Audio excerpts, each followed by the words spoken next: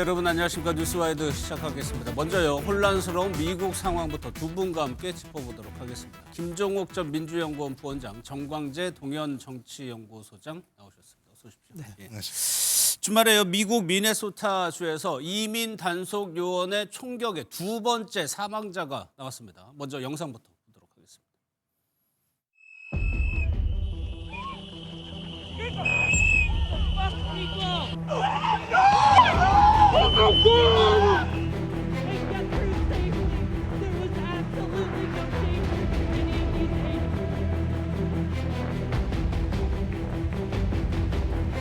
The armed suspect reacted violently. Fearing for his life and for the lives of his fellow officers around him, an agent fired defensive shots.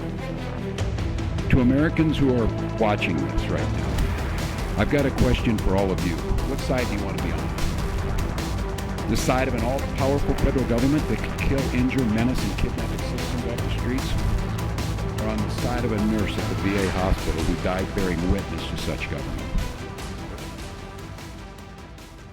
보신 것처럼 이 사건으로 주지사와 연방정부가 부딪히는 상황입니다. 저희 사건 영상을 잠깐 보여드렸는데 거의 37살 백인 남성이었어요. 거의 무차별 난사를 하는 사건이 벌어졌습니다.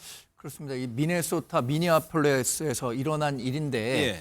지금 미니아폴리스에서는 불법 이민 단속 ICE가 굉장히 엄격한 단속을 하고 있습니다. 예. 이에 반대하는 시위들도 있었고요. 1월 7일에 특히 한 여성이 이 ICE 단속에 저항하다가 총격 사망하는 그랬죠. 사건이 있었어요. 근데 불과 17일 만에 지금도 전혀 무장하지 않은 상태의 남성을 상대로 체포 후에 그것도 총격을 10발 정도나 이렇게 쏴서 사망하는 사건이 있었는데 예. 이러면서 이제 시민들의 반발이 본격화되고 있는 거죠. 과연 그것이 지금 미국 정부에서 얘기하고 있는 것처럼 정당한 공권력의 집행이었는가 아니면은 과잉 진압이었는가 이 문제가 본격적으로 부각되기 시작하는 건데 이 ICE의 이 강압된 그 단속 네. 이것을 트럼프 미국 대통령이 강력하게 주문하고 있는 거거든요. 그렇죠. 네. 이러면서 트럼프 미국 대통령에 대한 반발 여론까지 아주 비등하고 있는 상황입니다. 예, 사망자가 보신 것처럼 백인 남성이고 시민검사 미국 사람입니다. 미국 사람. 그러니까 왜 이렇게까지 강하게 총까지 쏴가면서 지답을 했느냐. 이 남성이 그러니까 정부 해명이 약간 좀 거짓 해명처럼 들려요. 그렇게 위협적이지 않았다는 거거든요. 예, 뭐 그 전 같은 경우도 30대 백인 여성이 얼마 전에 IC의 총격으로 사망을 했었는데 예. 초기에 뭐라 그랬냐면 테러 행위가 있었다는 식의 얘기를 했습니다. 그렇죠. 근데 그 동영상을 쭉 보니까 뭐 전혀 그런 행위가 보이지 않았다라는 얘기가 들으면서 비난 여론이 들끓었는데 이번 사건도 마찬가지입니다만 예. IC원도 같은 경우가 이 한 여성을 밀어요. 여성을 밀고 여성이 넘어지니까 그 여성을 갖다가 막기 위해서 도와주러 간 거죠. 도와주려고 예. 남성 간호사인 30세 이 남성이 막으러 간 상황인데 갑자기 그 요원들이 총이 있다라고 얘기하면서 그냥 거기다가 발사를 한 건데 예. 그러면서 이제 방어 사격이라고 얘기했었거든요. 근데 방어 사격이라고 얘기한다면 총을 꺼냈어야 되는 거 아니겠습니까? 그렇죠. 근데 예. 총을 꺼낸 흔적이 없어요. 오히려 가서 옷을 막 뒤지는 상황이 벌어졌습니다. 예. 옷을 뒤졌다라고 하는 건 총을 꺼내지 않은 상태에서 옷 안에 무엇이가 있었다, 총이 있었다는 얘기거든요. 근데 이런 사실들이 그대로 드러나게 되면 소위 트럼프 대통령의 이민자 단속이라고 하는 것이 얼마나 반인권적이고 폭력적인가를 명확히 드러내는 측면들이 있기 때문에 예. 지속적으로 이렇게 예를 들면 거짓말을 통해서 정당한 방위였다고 얘기하는 겁니다. 저는 뭐 이런 동영상이 계속 나오기 때문에 저런 거짓말이 통할 수 있을 것인가? 예. 계속 누적되고 있기 때문에 그리고 전국적인 시위가 벌어지는 상황이기 때문에 트럼프 대통령도 지금 서서히 위기 아니면 상당히 강력한 대결 국면으로 가고 있다. 이런 생각을 할 수밖에 없는 상황입니다. 예.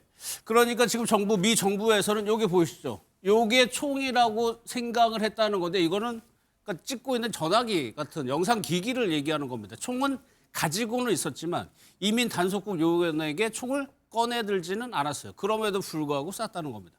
그럼 왜 이렇게까지 강경하게 이민 단속국에서 제지를 하느냐? 이거 왜 그럴까요? 일단 뭐 트럼프가 불법 이민에 대해서 강력 단속하라라는 지시를 내린 것으로 알고 있고요. 과거에도 이런 일들이 있었죠. 사실 이 미네소타가요. 2020년에 조지 플로이드라고요. 블랙 라이브스 매터라고 예. 흑인들의 생명도 중요하다. 이때도 백인 경찰이 흑인에 대해서 체포된 상태에서도 강하게 그 압박을 하다 질식사하는 경우가 있었었는데 이런 식으로 자꾸만 발전되다 보니까 이 트럼프 미국 대통령에 대한 평가도 악화 일로에 있는 것 같습니다. 예. 사실 그 화면만 놓고 보면요.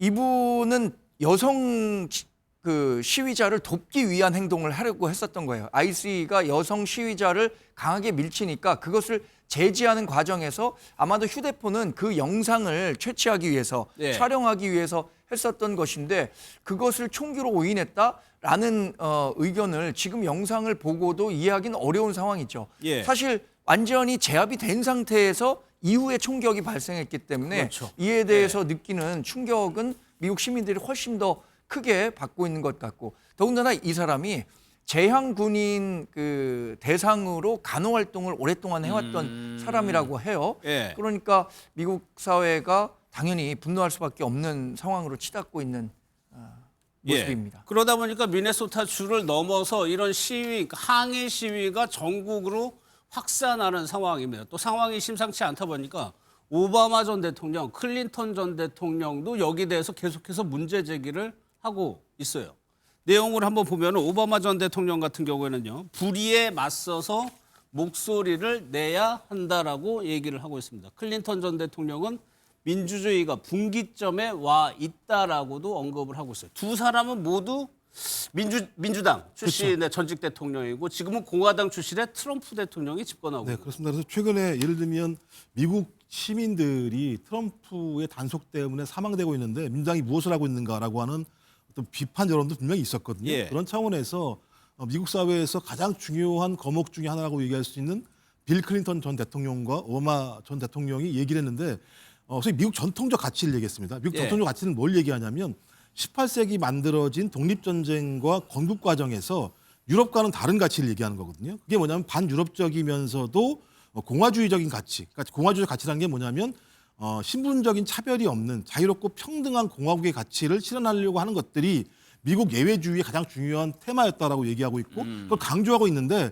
지금 상황을 보면 미국인들의 자유 자체가 단속국들에 의해서 거의 처참하게 유린당하고 있는 상황이다. 예. 이런 상황 자체는 미국의 전통적 가치와 유린되는 내용이다. 근데 이런 규범적인 내용들 말고도 왜 이렇게 단속을 할까 문제와 관련해서 첫 번째로는 11월 달 중간 선거를 얘기하고 있습니다. 예. 그래서 지금 대체적으로 미국 어떤 그 중산층 30대 이하의 백인 남성들 같은 경우 이민자들이 자기의 일자리를 뺏는다고 생각을 하는 측면이 강하거든요. 예. 그래서 이민 단속이라고 하는 부분들은 트럼프 대통령의 핵심적인 지지층들에게 호응을 받고 있는 상황이고 예. 또 하나는 마가라고 얘기하는 미국을 다시 위대하게 만들겠다고 하는 마가라는 게 있는데 이 마가의 중요한 인물 중에 하나인 스티브 배넌이라는 사람이 있는데 이 사람이 무슨 얘기를 하냐면 미네소타는 백인을 혐오한다. 오늘 당장 반란법 발동해야 한다. 상당히 인종주의적인 가치를 가지고 얘기하는 측면들이 있습니다. 예. 거기다가 최근에 더 많이 나오는 얘기는 뭐냐면 이거 중간 선거 안 하려고 하는 거 아니야? 선거 안 하려고 하는 거 아니야? 이런 얘기까지 나오는 상황이에요. 예. 왜냐하면 반란법을 어떤 발동하기 시작하게 된다면 선거를 안 할 수 있는 얘기가 있기 때문에 예. 저는 이 자체가 이민자를 단속하기보다는 트럼프 대통령이 중간 선거를 승리하거나 아니면 자기가 지금 불리한 여론들과 관련해서 선거라고 하는 중간적인 평가를 받지 않으려고 하는 것 아닌가라고 하는 예. 의심도 분명히 있거든요. 그래서 이런 부분들은 미국 사회가 격렬한 충동으로 갈 수도 있겠다는 생각이 들어서 예. 이거 미국 문제만이 아니잖아요. 그렇죠. 전 세계적인 문제로 비화할 수 있는 가능성이 높기 때문에 제가 지금 예의 주시하면서 이 상황을 지켜봐야 될 예. 거라는 생각이 듭니다. 그러니까 트럼프 대통령이 대외적으로도 그린란드, 베네수엘라 같은 나라들에게 강경하게 하고 대내적으로도 이민자를 향해서 강경하게 하고 있다는 겁니다. 여기서 또 하나 전미 총기 협회라고 있습니다. 이게 트럼프를 아주 강하게 지지하는 그러니까 미국에서는 강성 보수 단체인데 여기서도 반대의 목소리를 내고 있어요. 그러니까 총기 소지가 미국은 합법이고 이러다 보니 그러면 트럼프 입장에서는 오늘도 약간 옹호하는 발언을 했거든요. 약간 물러서긴 했지만 그렇죠. 중간 선거를 앞두고 트럼프 대통령이 어떻게 할 것이냐. 전미 총기협회가 NRA라고 하는데 이게 사실상 미국에서 가장 영향력 있는 정치 단체라고도 봐야 네. 될 겁니다. 특히 이 수정헌법에서 개인의 총기 소유권에 대해서 규정하고 있는데 대체로 공화당은 총기 규제와 관련해서 완화하는 편이고요. 그렇죠. 개인의 선택권을 강조하고 있죠. 민주당은 총기 규제와 관련해서 좀 더 엄격한 그 규제를 요구하고 있는데 선거 때마다 이게 이 논란이 되니까 NRA는 엄청나게 많은 자금을 공화당의 선거 자금으로 쓰고 있습니다. 지금까지는 공화당 트럼프 미국 대통령이 당선이 되면서 NRA가 일정 정도 혜택을 누리고 있다고 봐야 하는데 미국 사회가 일정 정도 이제 감내 불가능한 수준까지 가고 있는 것 아니냐라는 예. 여론은 계속해서 확산되고 있는 것 같고요. 아까 말씀하신 것처럼 트럼프 미국 대통령은 올해 있는 중간 선거가 본인에게는 정말 중요한 선거거든요. 가장 중요하죠. 그런데 지금 본인의 국정 지지율은 40% 아래예요. 그리고 공화당과 민주당 지지율이 최근에 나온 걸 보면 민주당이 48%고 공화당이 43%인데 공화당 지지율보다 트럼프 미국 대통령의 국정 지지율이 아래로 내려와 있단 말이에요. 이런 것들이 복합적으로 작용하면서 본인의 강성 지지자들에게만 더 어필하려고 하는 예. 그런 정치적 유인을 느끼고 있는 것 아닌가라는 생각도 듭니다. 예, 이민단속국이 언젠가는 떠날 거라고는 했지만 또 훌륭한 일을 했다고 옹호도 했습니다. 또 하나 미국에서 혼란이요.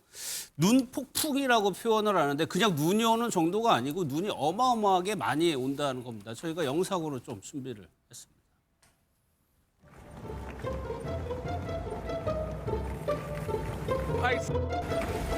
Ice skating rink.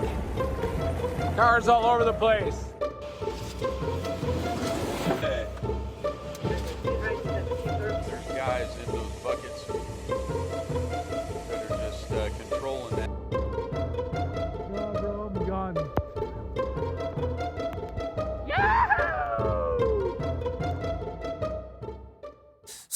스무 개 주 가까이 비상사태니까 미국 입장에서 거의 절반 가까이, 미국의 절반 정도가 이 눈폭풍에 지금 고생을 하고 있다는 얘기예요. 예, 아마 최초일 것 같습니다. 예. 22개 주에서 비상사태가 발생할 정도의 상황이니까 내부적으로는 이민단속국의 어떤 사건 때문에 내용을 갖기도 합니다만 자연재해에 의해서 이렇게 뭐 말씀하셨던 것처럼 100만 가구 이상이 정전 피해를 입고 있다라고 하니까 이 추위에 예. 정전까지 됐을 때는 전기가 안 온다는 거니까 그렇죠. 추위에 떨 수밖에 없는 거겠죠. 네. 그러면 이 추위로부터 자기를 보호하지 못하는 사람 같은 경우는 앞으로도 이게 계속 지속된다면 또 다른 사망 사건 지금 8명 정도가 사망했다고 얘기하는데 앞으로 더 갈 수도 있을 것 같고 미국이라는 큰 나라가 하루에 4만 편 정도의 비행기가 운행을 하는데 예. 1만 편 정도가 비행을 취소했다고 하는 거니까 4분의 1 1 정도가 어떤 운행이 안 되는 상황이니까 거의 제가 볼 때는 모든 네트워크 자체가 지금 무너지고 있다고 볼 수밖에 없는 상황이지 않습니까? 근데 예. 이걸 복구할 수 있는 당장의 힘은 없는 상황이니까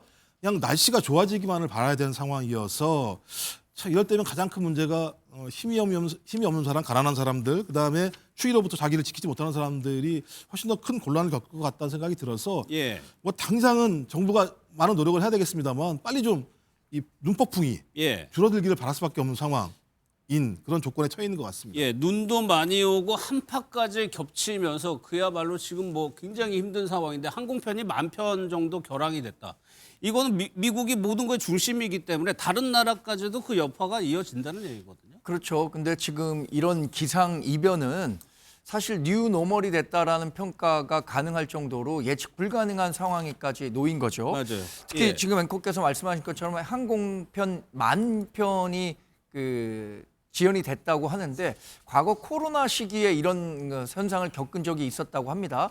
근데 지금 이 눈 폭풍과 강추위가 언제까지 이어질지 모르겠다라는 게 더 큰 문제인 것 같고요. 예. 사실 뭐 우리나라에서 눈 많이 와봤자 그게 어느 정도나 오느냐 이것과 미국에서 오는 폭설량을 비교해 보면은 그 쉽게 가능하기가 어려울 수도 있을 것 맞아요. 같아요. 예. 미국은 정말로 뭐 눈 폭풍과 눈보라로 인해서 집이 다 뭐 눈에 다 묻히는 수준이잖아요. 예. 더군다나 미국은 이게 사회 인프라를 그 개선하는 데 대한 투자도 많이 부족했거든요. 그동안 정부 예산이 부족해서 그런 거를 고려한다면 미국 내 이 문제가 상당 기간 오래 지속돼서 경제에도 영향을 미칠 수 있다라는 분석들이 미국 내에서 나오고 있습니다. 예, 그래서 이제 주 연방 정부에서 대책을 내놨는데 대책이 딱히 없고 할 수 있는 게 없으니까 밖에 나오지 말라. 제발 밖에 나가지 마라 이 얘기만 하고 있어요. 그렇죠. 지금 사망자 같은 경우 저체온증이라고 얘기하는 거니까 뭐 정전일 수도 있고 예를 들면 외부에 있다가 본인이 집에 돌아가는 과정에서 뭐 몸이 취약해서 이럴 수도 있는 상황이기 때문에 예.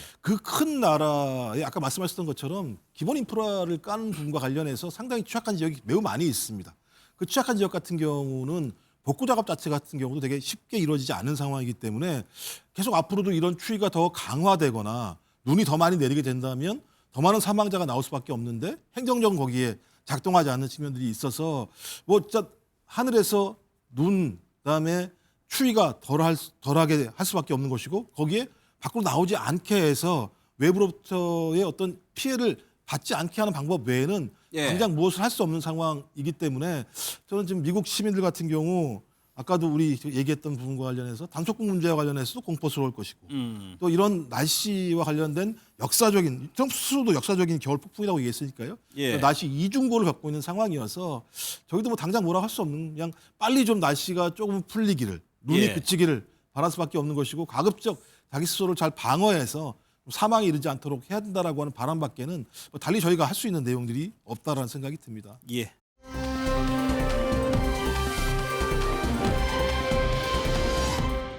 네, 두 분 더 나오셨습니다. 이승훈 민주당 전략기획부위원장, 서정옥 변호사 나오셨습니다. 예, 어서 오십시오. 사실 이해찬 전 총리가 36살에 정계에 입문하고 그 이후에 민주당으로서는 굉장히 어떻게 보면 가장 큰 상징적인 인물이라고 볼 수 있잖아요.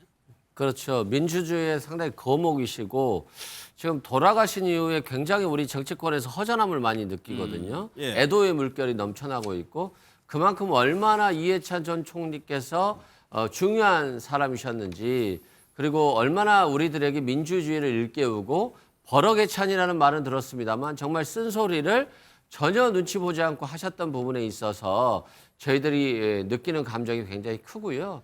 또 김대중 전 대통령이라든가 문재인 전 대통령 그리고 노무현 전 대통령까지 이렇게 전직 대통령을 만들어내는 데 있어서 전략적인 것들을 모두 수집하는 예. 전략기획통으로서의 역할을 굉장히 잘 소화해내셨고 그런 과정 속에서 국민들께 특히 민주당 지지자들에게는 굉장히 통쾌함을 주셨었거든요. 그런 분이 이렇게 베트남에서 떠나가셔서 예. 애도의 마음들이 더 큰 것 같습니다. 예, 내일 새벽에 서울로 응구가 된다고 하는데 오늘 민주당 회의에서는 묵념하는 시간이 있었습니다. 그 영상 보고 이어가도록 하겠습니다.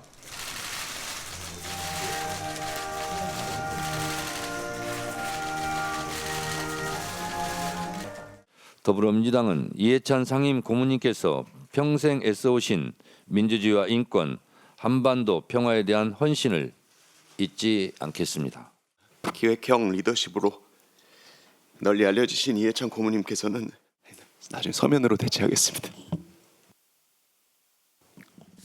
이해찬 고문, 이해찬 부의장, 이해찬 전 총리의 과거 정치 이력을 보면은 재야 운동, 학생 운동부터 해가지고 무려 7선, 한 번도 지지 않은 전략통이었어요. 그렇죠. 말씀하셨던 것처럼 그 민주화운동의 한 증인이죠. 예. 1974년 민청학년 사건으로 투옥돼서 고문당하고 1980년 김대중 내란 음모 사건으로 투옥돼서 고문당하고 그런 과정을 통해서 1987년 김대중 그 당시에 대표에 의해서 관악 의뢰 공천 받으면서 처음 정치를 시작을 했었고요.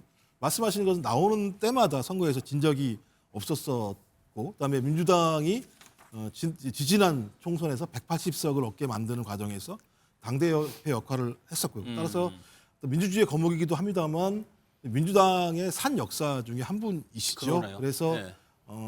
김대중 정부 때는 교육부 장관으로서 교육 정책에 대한 새로운 패러다임을 만들기도 했었고, 예. 그다음에 노무현 대통령, 제가 노무현 대통령 당시에 청와대에서 근무했었는데 그 당시에 또 총리로서 그렇죠. 또 예. 중요한 역할을 하시면서 대한민국 헌법이 가지고 있는 내각제적 요소 속에서 책임 총리라고 하는 부분을 나름대로 의미 있게 실현했던 측면들이 있는 것이고, 아까 예. 말씀드린 문재인 정부 때는 당 대표로서 180석이라고 하는 어떤 의석을 만들어냈었고, 예. 비주류였던 이재명이라는 정치인의 어떤 새로운 어떤 가능성들을 살펴보고 지금 대통령까지 만드는 과정에서 되게 중요한 역할을 했었기 때문에 예.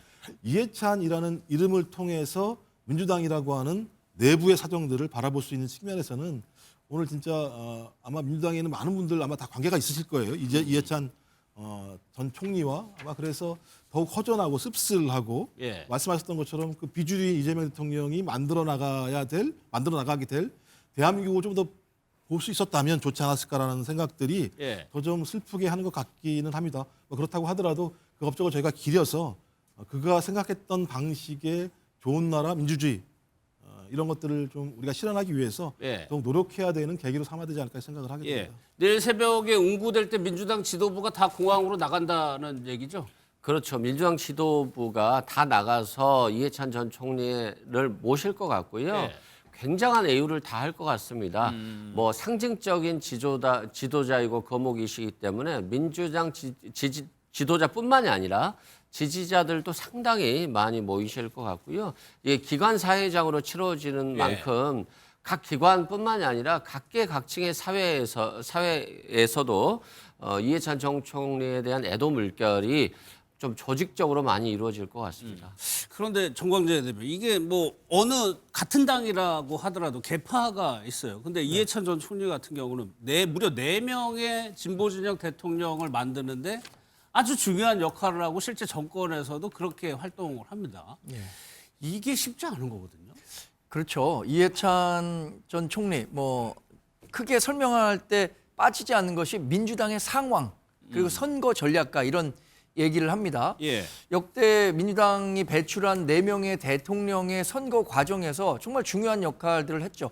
사실 김대중 전 대통령과는 민주화 동지로서 그리고 1980년 광주 민주화 운동에 대해서 김대중 대통령도 당시에 사형 선고를 받았지만 이해찬 전 총리도 당시에 광주 민주화 운동으로 옥고를 치르기도 했었죠. 예. 민주화 동지로 활동했었던 것이고 노무현 전 대통령하고는 사실 나이 차가 6살이거든요. 노무현 전 대통령이 46년생이고 이해찬 총리가 52년생임에도 불구하고 정말 격의 없이 지낸 것 같아요. 예. 근데 그 이유는 1988년에 13대 국회가 개헌하고 당시에 50 청문회라는 게 있었는데 같이 등원 동기인 동시에 청문회 스타로 두 분 다 활동을 했었어요. 맞아요. 그러면서 노무현 전 대통령이 대통령이 되는 과정에서도 상당히 큰 기여를 했었죠. 이후에 뭐 문재인 전 대통령이나 특히 이재명 대통령이 되는 데 있어서는 이재명 대통령은 사실 당내에서는 비주류였거든요.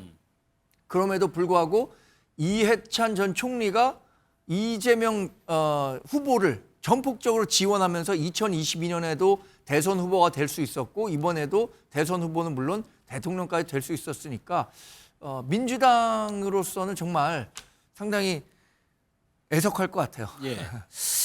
노무현 정부 참여정부 시절에 이제 국무총리를 지내면서 책임 총리라는 별칭이 있었죠. 대통령제 하에서 총리가 그만큼 역량과 권한을 가졌다는 건데 국회에 나가서도요.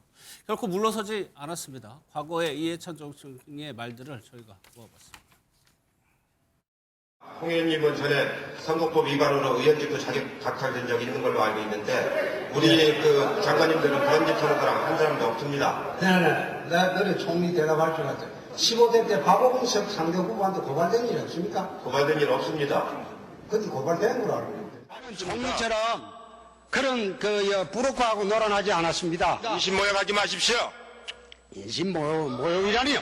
잘못된 누가 부록화하고 놀아놨단 말입니까? 논란했다고 했습니까? 부록화하고 놀아난 적 없어요. 논란했잖아요. 골프 치고. 언제 놀았어요? 참. 제가 어떤 때 버럭하느냐면은 자기의 어떤 그 힘을 이용해서 다른 사람을 이렇게 못 살게 굴 때 권위주의를 잘 인정을 안 하죠. 그래서 그런 때는 이제 한마디 해버리죠 이제. 저는 박정희 때도 당해봤고 72년도에 유신날 때 80년도에도 또 전두환한테도 한번 당해봐서 이런 계엄은 시시해서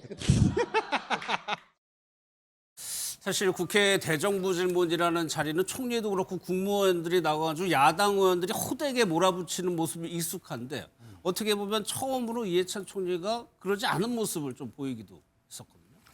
그렇죠. 아마 이제 그게 실세 총리고 이러다 보니까 이제 그리고 본인이 지금 7선 의원까지 했거든요. 예. 그러니까 이제 당당하게 오히려 뭐 의원하는데도 이게 호통치듯이 그래서 이게 버럭 총리 이런 게 별명이 붙은 거 아닙니까? 예. 아마 이해찬 총리에 대해서는 뭐 저는 이제 그 다양한 평가가 있을 수 있고요. 아마 진보 진영에서는 상당히 상징적 인물이다 이렇게 보고요. 다만 이제 또 보수 진영에서는 계속 30년 뭐 나아가 100년 집권까지 예. 하다 보니까 좀 이게 보수 진영에서는 비판적으로 보는 분도 의견이 있고. 예, 있고요. 다양한 의견이 있는데 뭐 저는 이게 우리 정치사에 나름대로 큰 족적을 남긴 예. 이렇게 긍정적으로 평가하고 싶습니다. 예. 그래서 이해찬 전 총리 이제 5일장으로 지내게 되는데 그 계엄 때도 인터뷰를 그때 나와가지고 굉장히 어떻게 보면 다들 놀랐는데 이제 별거 아닌 것처럼 얘기를 했었단 말이에요. 근데 뭐 별게 아니라고 얘기했다기보다는 내란을 시도했던 그 존재, 그 시도한 사람들에 대한 평가라는 생각이 들고요. 왜냐하면 1980년도 이제 김대중 내란 음모 사건과 관련해서 투옥이 됐을 때 예. 1심 최후 진술한 내용이 그런 거예요. 나는 이 목숨을 다 바쳐 이 땅이 민주화될 때까지 싸워 나가겠다. 전두환 일당인 당신들을 붙잡아 이 법정에 세우겠다.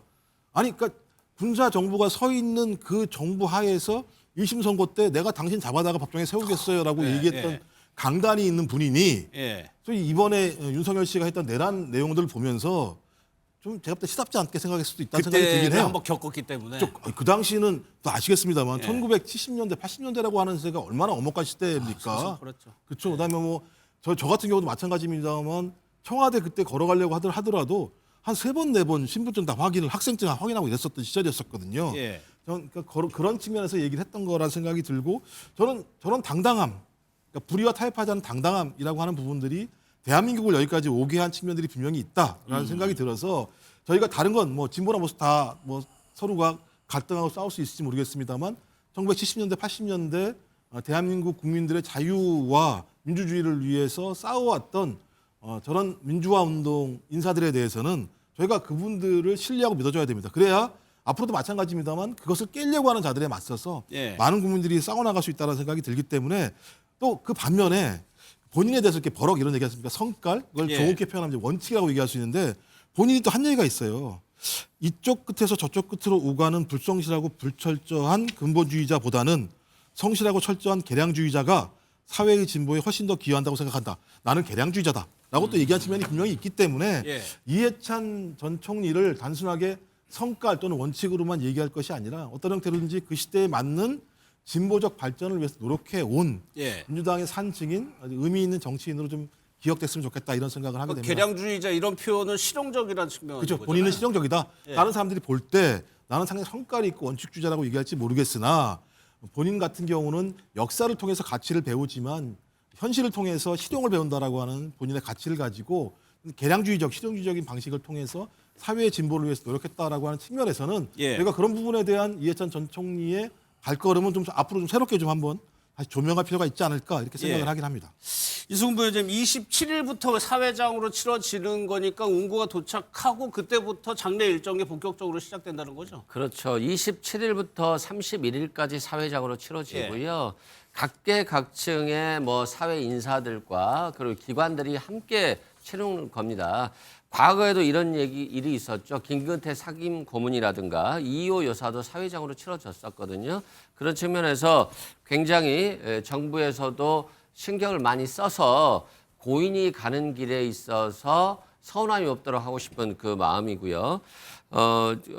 이번에 그 윤석열 전 대통령에 대한 계엄 선포에서도 그냥 미친놈들이라고 한 거잖아요. 예. 지금 같은 이 시기에 계엄을 한다 할지라도 국민들이 또 국회의원들이 또 군인들이 다 계엄에 동조하지 않을 것을 아는데 이 사람이 무도하게 이런 짓을 저질렀으니까 금방 제압될 것이다. 이런 마음이죠. 민주주의에 대한 확신이었다라고 생각을 합니다. 예. 그렇기 때문에 별로 걱정하지 않고 잠을 주무셨다라고 하는 만큼 민주주의에 대한 확신이 높은 분이세요. 그리고 민주당 정권이 최소 20년은 되어야 된다라고 했는데 그 말씀 자체는 정말 옳은 말씀이지만 그 당시에 민주당이 20년 집권을 위해서는 그때 당시에 정부 구성원들이 또 당원들이 더 열심히 당직자들이 더 열심히 했었어야 됐지만 예. 부족함이 있어서 정권을 뺏긴 거 아닙니까? 그 참혹한 세계를 우리가 경험을 했고 그래서 다시 이해찬 전 총재가 또 우리 이재명 대통령을 대통령 만드는 데 앞장을 섰었고 정권이 바뀌어서 예. 자신이 생각했던 정치 방향성들을 조금 더 이재명 정부를 위해서 쓸 수 있었더라면 좋았을 건데 너무 아쉽게 가서 좀 아쉬운 마음입니다. 안타깝습니다. 알겠습니다.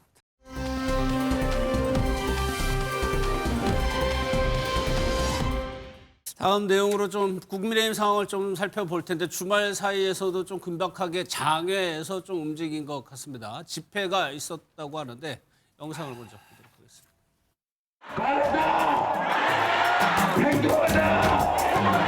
감사합니다. 민주주의를 지켰던 한동훈 대표를 제명시키겠다고 아니라 불법 제명!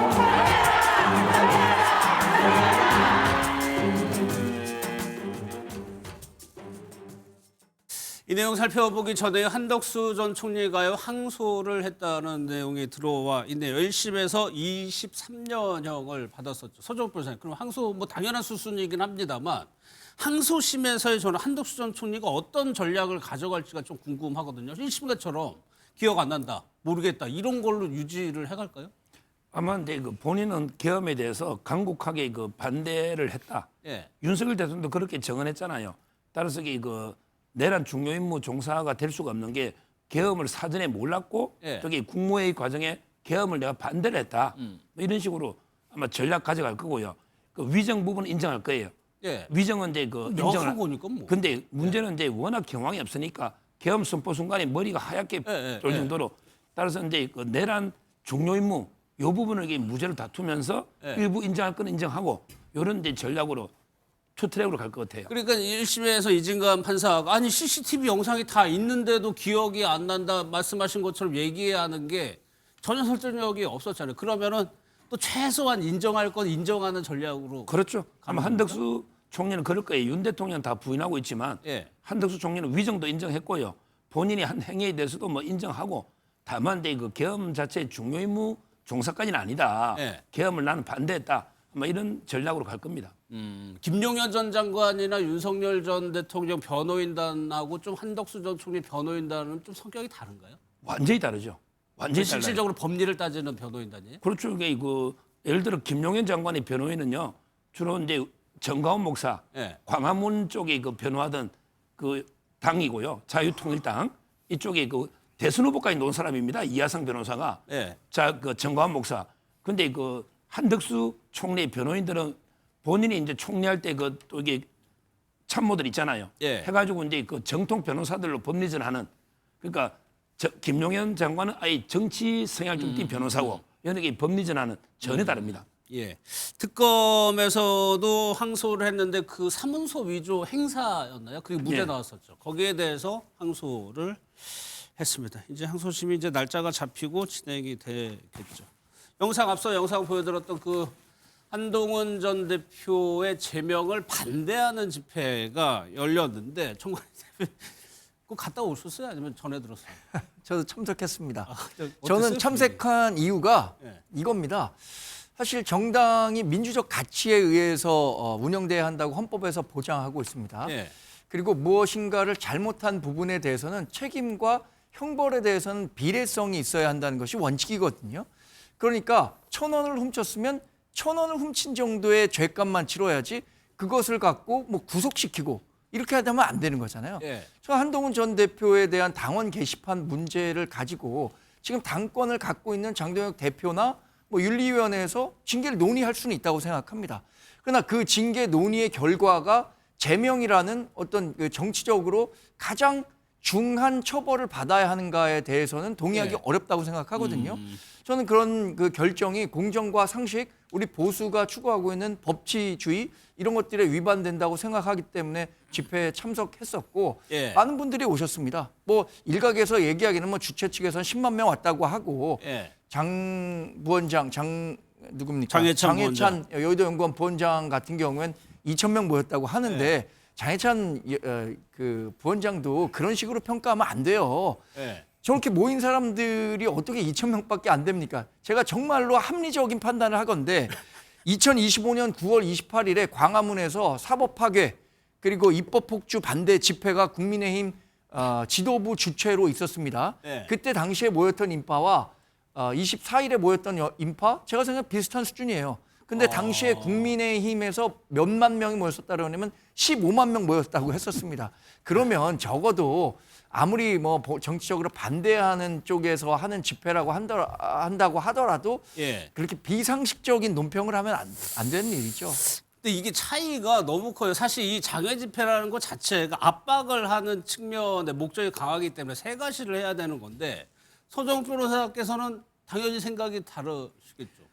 그렇죠. 이게 그 경찰 몇 명 추산 정도는 온 것 같아요. 어느 정도? 경찰 추산을 한번 들어봤으면 좋겠어요. 경찰 맞아요. 추산은 2만 명이라고 했습니다. 경찰 경찰 추산은 추산. 2만 명. 그러면 이게 그나마 이게 그 경찰이 제일 공정하지 않겠습니까? 예. 뭐 주체자가 다 다르니까. 제 3자니까. 예. 근데 저는 뭐 2만이든 3만이든 이게 중요한 게 아니고요.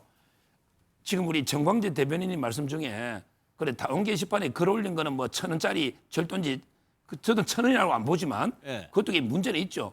근데 그 다음이 더 중요한 거예요.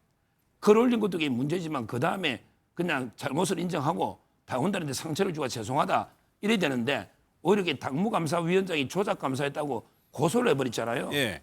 그러게 10일 동안 재심할 수 있는 기회를 줬는데 전혀 안 한 거예요. 우리가 재판은 보면 이게 잘못보다 그 이후의 태도 있잖아요. 우리 윤석열 대통령 재판도 보잖아요.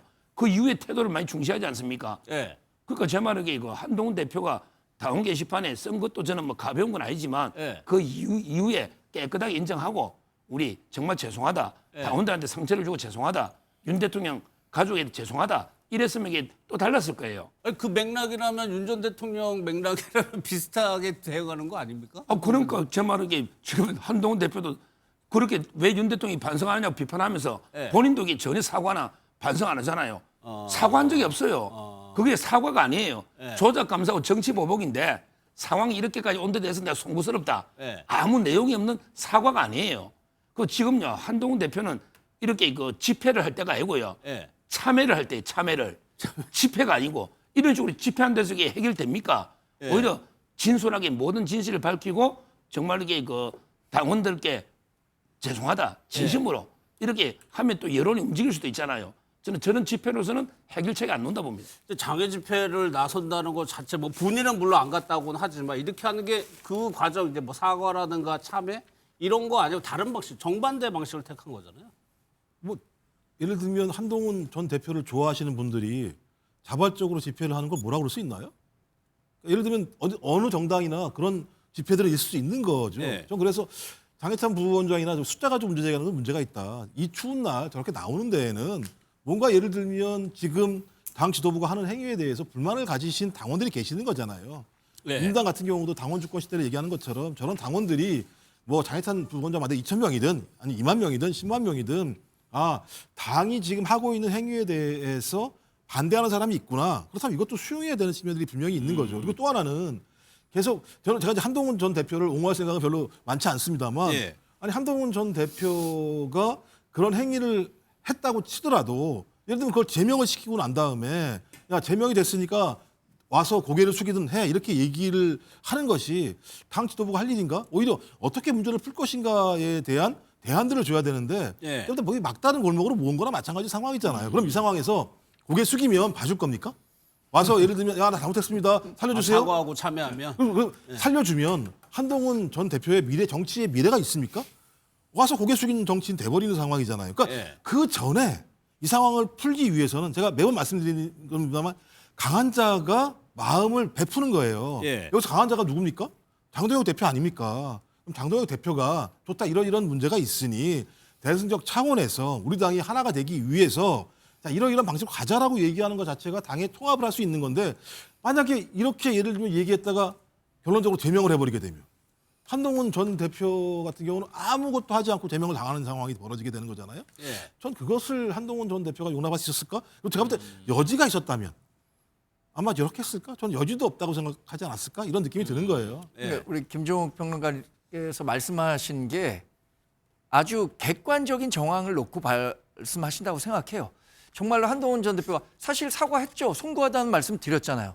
그러면 그 사과의 메시지를 냈을 때에 뭐 한동훈 전 대표의 반대편에 있는 사람들이 어떻게 평가했느냐. 그게 무슨 사과냐라고 얘기했잖아요. 예. 사과하니까 그다음엔 뭐라 그랬습니까? 이제 장동혁 대표 단식 현장에 와서 뭐 화해해야 된다. 이런 식으로 얘기했는데 정말로 그렇게 했으면은 이 제명과 관련한 절차는 다 마무리되고 원점으로 돌아갔을 수 있을까요? 저는 뭐 그렇게 되기 어려웠다라고 판단하고 예. 한동훈 전 대표도 본인이 그 단식 현장에 간다고 하더라도 이 제명 문제가 그냥 지나갈 문제가 아니라 그리고 사과를 지금보다 훨씬 더 적극적으로 한다고 하더라도 이미 제명이라는 그 정치적 결론은 다 낸 거 아니냐라는 예. 확신을 갖고 있기 때문에 본인의 정치적 판단을 하고 그 판단에 따른 예. 행동을 한 거라고 생각하고요. 이렇게 집회에 나온 사람들은 한동훈 전 대표가 많이 나와달라 이렇게 독려하고 선동한 게 아니잖아요. 예. 이런 것들은 부당하다라고 생각해서 지지자들이 자발적으로 모인 것에 대해서 이게 정치적 목적으로 당의 지도부를 흔들려고 한다. 이런 식으로 또 오해해서는 안 된다고 생각합니다. 그런 맥락에서 잠시만요. 그런 맥락에서 한동훈 전 대표가 집회 현장에 직접 가는 게 좀 부적절. 저는 그렇다고 봅니다. 본인 문제가 걸려 있는 일이고 그것도 또 당 지도부의 결정과 관련해서 하는 얘기인데 본인이 직접 가갖고 뭐 무대에 서갖고 네, 지지자들에게 직접 이야기를 하는 것은 전 뭐 적절하진 않을 것 같습니다. 아무리 뭐 추가적으로 더 이런 집회가 있다고 하더라도 네. 본인이 직접 집회 현장에 나오는 것은 좀 부담스러울 것이라고 저는 판단합니다. 뒤에 징계 관련해서 얘기 있는데 그때 하시던 거예요. 지금 팩트를 좀 바로잡아야 되니까 한동훈 대표가 뭐 참여를 독려 안 했다는 식으로 이야기하는데 그 한 컷이라는데 글 올라오면요 계속 이 글을 합니다. 집회 좀 많이 참여해달라는 뉘앙스로 그렇게 달긴 감사하다. 했죠. 따라서 그 참여는 안 했지만 방에서 집에서 집회 참여를 보통 독려했다 이렇게 평가하는 분들이 많이 있고요. 예. 자 그다음에 두 번째는 물론 이게 제명이라는 결과는 안 달라질 수 있어요. 본인이 사과하고 인정한데도 이게 제명은 또 될 수가 있는데 예. 그러나 이게 그 여론이나 당원들의 또 마음은 달라질 수가 있거든요. 지금 당원들 중에 아니 뻔하게 한 게 IP 2개국이 가족 계정이 맞는데 이걸 계속 부인하니까 예. 애매하잖아요. 신문에 사설하고 칼럼만 가족 올린 것만 인정했잖아요. 그러니까 이제 그 지지층 중에도 한동훈이 왜 이럴까 예. 깔끔하게 인정할 것 좀 인정하고 사과하면 이게 더 할 텐데 여론은 좀 달라질 수가 있다. 사과하면 더 지지율이 뜰 수가 있거든요. 예. 그런데 지금 오히려 비겁한 모습을 보이고 있잖아요. 예. 아니 정권님 하나만 더요. 근데 여기에 원외 당협위원장들이 가고 현역 의원들은 한 명도 안 갔다고 하는데 그건 또 왜 그런 거예요? 일단 이거를 주최한 측이 그냥 단순히 한동훈 전 대표를 지지하는 그 아주 그 뭐랄까 자발적인 모임? 단체에서 한 거예요. 예. 정치적 성격이 있기는 하지만 원내에서 있는 일에 대해서는 원내 의원들이 당에서 의원총회나 당에서 이루어지는 데 대해서 적극적인 목소리를 낼 수 있겠지만 예. 이 부분에 대해서 원내 의원들이 뭐 굳이 올 필요를 느끼지 못했을 것 같고요. 그거 자체가 오히려 또 뭐 당에 부담이 될 수도 있다라고 판단했기 때문이겠죠. 이건 정말로 본인들이 자발적으로 생각해서 내가 이 집회에는 참여해야겠다라고 하는 사람들이 모인 거지. 예. 어떤 여기 안 가면 뭐 괜히 또 찍히는 거 아니야? 이런 식으로 생각해서 온 사람들은 아무도 없다는 점 말씀드립니다. 예, 여기에 대해서 한동훈 전 대표가 그 말씀을 한 컷 여기에다가 메시지를 올렸어요. 뭐라고 올렸냐면 이것이 진짜 보수 결집이다. 이렇게 추운 날 이렇게 많이 나왔다는 거.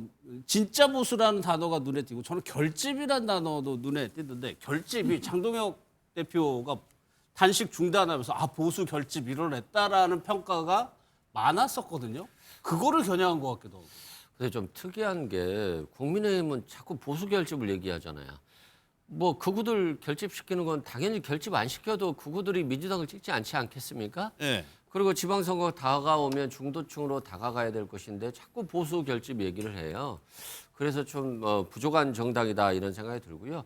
좀 일관성이 있습니다. 윤석열 전 대통령 일관되게 계몽령이라고 하면서 내일 안에 대해서 사과하지 않잖아요. 뭐 의료 분쟁과 관련해서 끝까지 자기 주장이 맞다라고 하면서 2,000명을 주장하잖아요. 마찬가지로 장동혁 대표도 계속해서 한동훈 전 대표가 잘못했으니까 제명해야 된다라고 계속 가고 있지 않습니까? 예. 한동훈 전 대표도 장동혁 대표가 마음을 돌리지 않으면 나는 그대로 가겠다는 거잖아. 일관성이 있는 정당이에요. 평행이론이에요. 다가가지 못하고 계속 멀어지면서 쭉 가는 정당이어서 우리가 싸움 구경이 제일 재밌다고 하잖아요. 민주당 지지자들 입장에서 보면 정말 재밌어 하거든요. 예. 그럼에도 불구하고 그걸 알면서도 통합하지 못하는 장동혁 대표가 있는 사람이 조금 마음을 베풀어야 되는데 예. 속이 너무 좁다. 그리고 정당을 무기력하게 만들어간다라고 하는 것이고요. 지금 한동훈 전 대표 입장에서 보면 6개월 당직 정지라든가 예. 당원권 정지가 더 안 좋은 거잖아요. 차라리 그냥 제명하는 게 좋은 거죠. 차라리 제명 당하는 것이. 그렇죠. 제명을 당해야지 무소속이라도 나갈 거 아닙니까? 그런데 예. 지금 어정쩡하게 한동훈 전 대표가 사과를 하거나 또 뭐 단식 현장을 방문해서 당원권 정지 6개월로 바뀐다? 예. 그러면 총선 때 아무것도 못 나가는 거 아니겠습니까? 예. 그런 측면에서 지금 한동훈 전 대표는 명분을 쌓고 있는데 예. 웃긴 건 한동훈 전 대표나 장동영 대표나 명분 쌓고 있어요. 그냥 자기 정치 안위를 위한 명분을 쌓고 있는 겁니다. 예. 정당 지지자들에 대해서는 관심이 없다는 측면에서 둘 다 정치적 지도자로서는 맞지 않지 않나. 예. 저는 그런 생각이 들 정도입니다. 진짜 보수가 결집을 했다. 이게 장동혁 대표를 겨냥한 거 아니냐는 해석인데 장동혁 대표 퇴원을 했어요. 그러면은 급한 치료는 일단 마무리가 된 거고 통원 치료를 통해서 추가적인 치료를 한 다음에 당무의 복귀 시점이 수석부에서 조금 빨라질 수도 있는 겁니까? 그렇죠. 본인이 이제 그 병원에서도요 당무를 꼼꼼하게 챙기고 있더라고요. 아 병원에서도? 예, 이번 병원에서도. 그러니까 제가 이제 그 저번 주에 방송에서 29일이 디데이다. 예. 29일 날 목요일 날 아마 제명이 나오지 않겠냐. 제가 저번 주부터 계속 이야기를 예측을 했고요. 예. 아마 저는 뭐 오래 끌지는 않을 거예요. 안철수 의원이 어떤 결론이든 조속하게 내리라는 말은 조속하게 제명하라는 뜻이거든요. 예. 지도부의 구성을 보면요 압도적입니다. 이번에 지명직 최고위원으로 조광한 남양시장도 반한동훈이거든요. 예. 기존에 선출직 말할 것도 없고요. 따라서 저는 뭐 제명은 이게 불가피하고 그게 목요일쯤 되지 않을까 이렇게 예상하고요. 예. 여기서 하나만 진짜 보수 가짜 보수 하는데요. 한동훈 전 대표가 이게 평생 검사하다가 정치한 지 얼마 안 됐거든요. 예. 근데 본인이 뭐 보수 진보 하는데 본인이 뭐라 했냐면 옛날에 문재인 정권 때 우리 그 박근혜 이명박 대통령 잡아 열 때 있죠. 그때가 자기 인생의 화양 연화다. 내 인생의 황금기였다. 이렇게 이야기했어요. 아, 그런 말이었어요. 예. 한동훈 전 대표가 잡아연 보수 대통령이 이명박, 그다음에 박근혜, 그다음에 윤석열 대통령까지 다 잡아였어요. 보수가 배출한 대통령. 윤 전 대통령까지? 잡아연 거죠. 본인이 탄핵하기에 찬성하고 저는 그렇게 봅니다. 탄핵이 안 되면 이게 그렇게 되겠습니까? 그렇잖아요. 예. 따라서 이게 저는 본인이 무슨 근거로 진짜 보수라고 하는지 예. 제가 그러면 가짜 보수인지 본인이 보수인지부터 일단 검사만 하다가 이념이에요. 예. 저는 도저히 저 말에 동의하기 어려워요. 그러니까 저는 선 평생 변호사님 보수예요. 말대로라면 한동훈 전 대표가 박근혜 전 대통령을 집어넣었다. 수사했죠. 그런 박 전 대통령이 와서 장동혁 대표의 손을 잡았다. 그렇죠. 이렇게 되는 거네요. 그러니까 박 대통령하고 장동희 대표가 굳건하게 예. 연대가 돼 있는 거고요. 지금 현재 지금 보수의 그 윤석열, 박근혜, 이명박 대통령 다 장동희 체제를 지지하고 있습니다. 그리고 한동훈 전 대표 다 수상이 맞잖아요. 이명박 대통령 직접 수사했고 예. 박근혜 대통령 특검도 했고 이번에 윤석열 대통령은 탄핵 찬성으로 다 특검 통과시켰잖아요. 근데 왜 진짜 보수인지 이해가 안 돼요. 근데 지금 말씀하신 논리대로라면 한동훈 전 대표는 당시에 특검에 소속한 검사로서 일을 한 겁니다. 한동훈 전 대표가 그 박근혜 전 대통령의 탄핵이나 이명박 전 대통령에 대한 수사에 직접적으로 이거 내가 수사해야 되겠다라고 했고 한 것이 아니라 윤석열 당시 특검이 그 활동하는 과정에서 그 얘기한 것을 두고 그래서 보수를 다 잡아먹었다. 보수의 전 모든 대통령을 구속시키는데 일조를 했다라고 평가하는 것은 말이 되지 않는 일이죠. 저는 진짜 보수와 가짜 보수가 사실 하나인데 어떤 거냐면 과거에 잘 된 것들을 지키면서 조금씩 사회를 발전시켜 나가자. 이게 보수의 절대 가치 아니에요? 그런데 지금의 보수라는 것들이 과거로 다시 회귀해서 윤석열 전 대통령 지키자. 이런 식으로 얘기하는 것은 진짜 보수라고 말할 수 없는 거죠. 그런 부분을 빗대서 그것이 진짜 보수가 아니라 지금 이렇게 중도 외연을 확장하고 민주당과 이재명 대통령의 폭주에 견제할 수 있는 사람, 이런 사람들을 보수의 영역으로 진짜 보수라고 표현한 거지. 말꼬투리 하나하나 잡아갖고 그것을 그러면 나는 가짜 보수냐 이렇게 얘기하면 그건 논란이 계속 논란을 위한 논란을 만드는 격이죠. 알겠습니다. 장동혁 대표가 이제 말씀드린 것처럼 당무 복귀가 조금 빨라지는 것 같습니다. 그럼 제일 먼저 언론에서 가장 관심을 가질 게 한동훈 전 대표 제명 문제인데 당 지도부 분위기하고요. 다른 의원들, 일부 의원들 생각이 많이 다릅니다. 한번 들어보겠습니다. 한동훈 대표 제명과 관련된 징계권은 올라오지 않았고요. 대표님이 언제 복귀하실지 모르겠지만 복귀하시더라도 바로 그 안건이 상정될지 여부도 불확실합니다. 다만 지난 주말에 있었던 일부 한동훈 지지 세력들의 집회에 대해서는 우려의 목소리가 나왔습니다. 당의 기강을 해치는 발언들에 대한 우려의 목소리가 나왔었고요.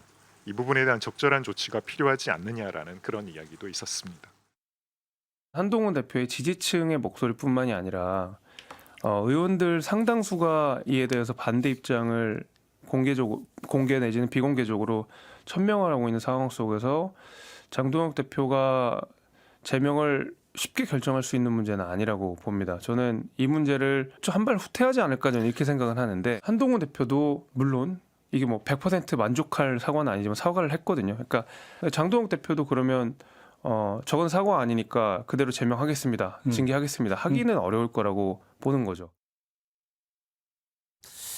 이제 달력을 저희가 한번 보면 오늘이 26일이죠. 최고위가 있었는데 뭐 당연히 이제 안건 상정이 안 됐고 이제 목요일에 또 최고위가 있는데 이때 아마 결론이 날 것 같다고 서정욱 변호사님 예상하시는 거예요? 아니면 전해 들은 거예요?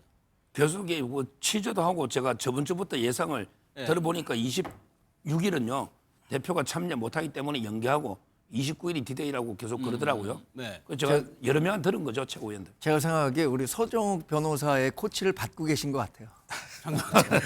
근데 실제로 언론 보도 지난번에 한밤에 그 한동훈 전 대표에 대한 긴급 제명 이것을 최초 보도한 기자가 오늘 또 어떤 보도를 했냐면 29일에 한동훈 전 대표에 대해서는 제명, 김종혁 전 최고에 대해서는 탈당 권유. 이 탈당 권유도 사실 제명과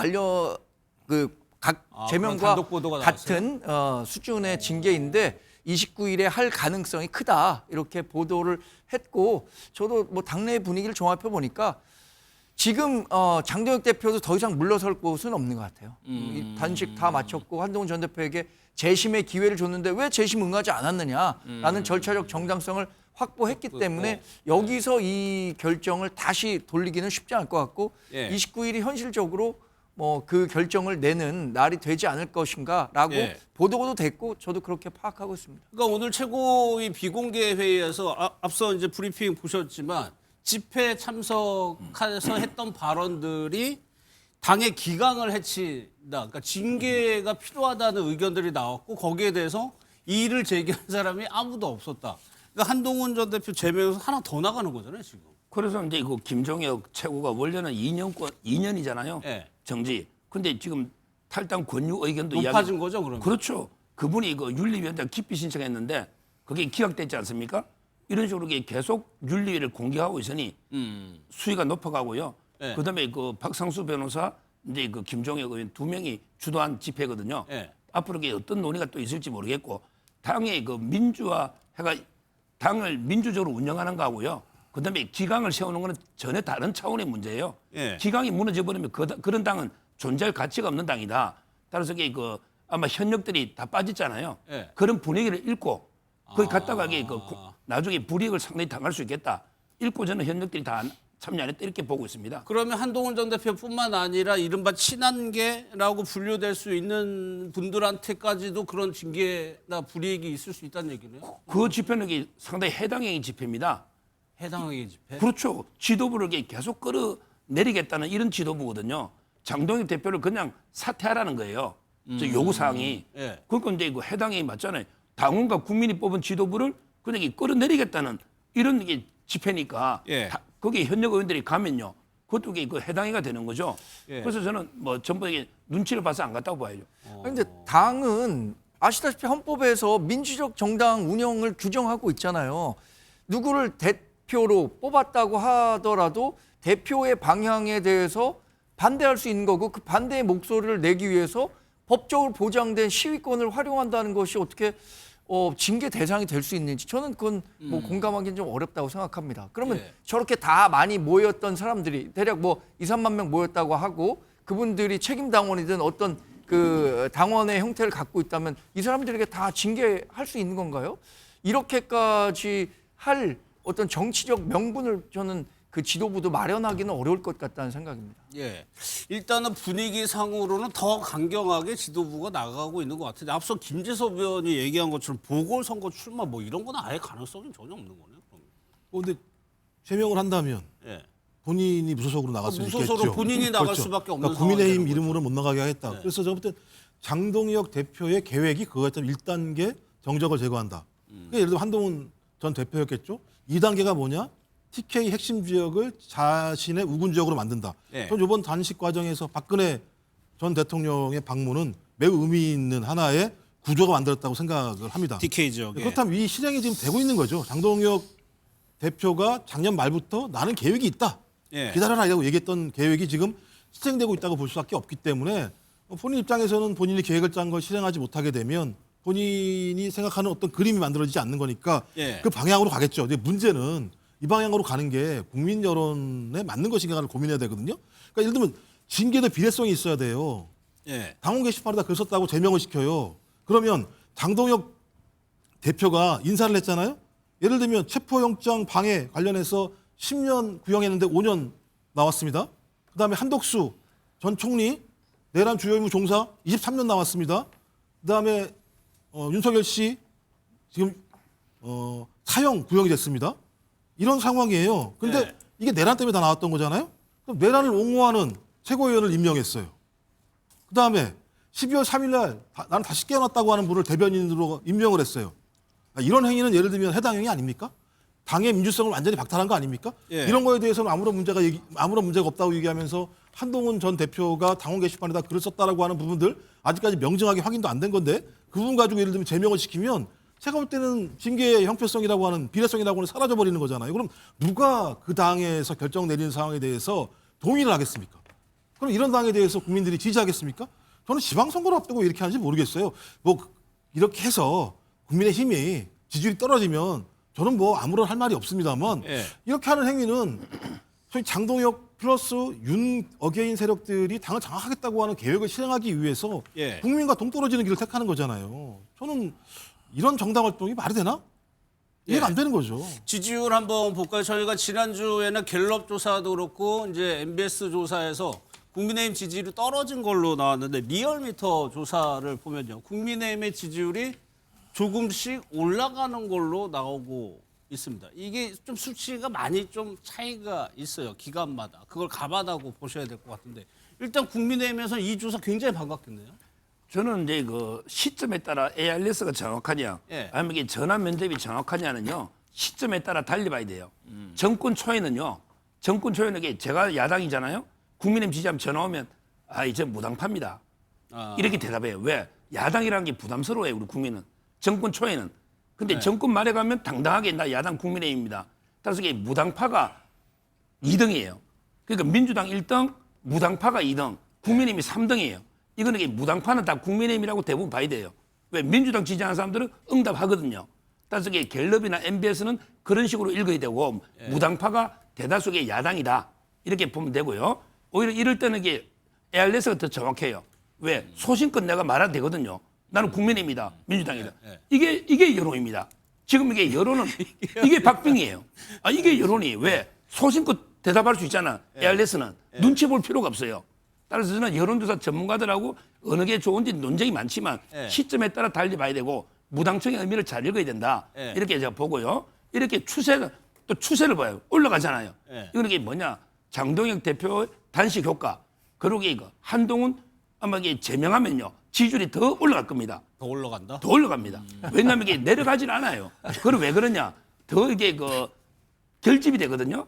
답변 한번 보십시오. 이 추세를 한번 보시라고요. 제명하고 나면 이게 그 다음 주에 리얼미터 한번 보세요. 저는 이게 추세가 더 올라간다. 이렇게 봅니다. 그러니까 저희가 조사를 다양하게 보여드리고 있습니다. 과거에 지금은 최고위원이 된 김민수 최고위원이 국민의힘 대변인 시절에 아마도 MBN 방송에 나와서 이준석 당시에는 이제 전 대표죠. 전 대표 제명하면 국민의힘 지지율이 5%는 오를 것이다.